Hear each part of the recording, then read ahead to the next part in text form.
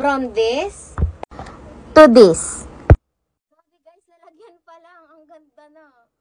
Tapos may nakalagay dito kung paano mo siya gagamitin, how to wear. Ayan. Gather your chutchiness and stick the bosom cake to each side. Connect the buckle.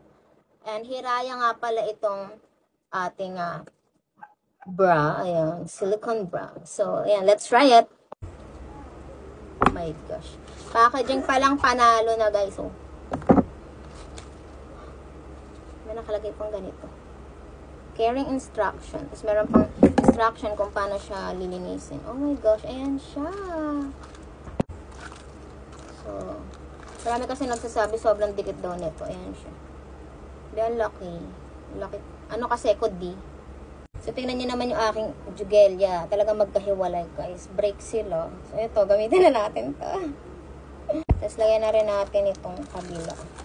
Sana di ako maandi. Oops, baka makita nyo, V.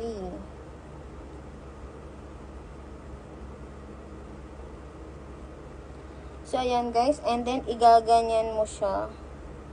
Grabe guys, sobra niyang napush yung aking bugela ko kanina magkahiwalay. Pero ngayon guys, nagbati na sila guys, yung aking bugela. Dahil dito sa aking Hiraya Filipina Bosom Cake bra silicone guys.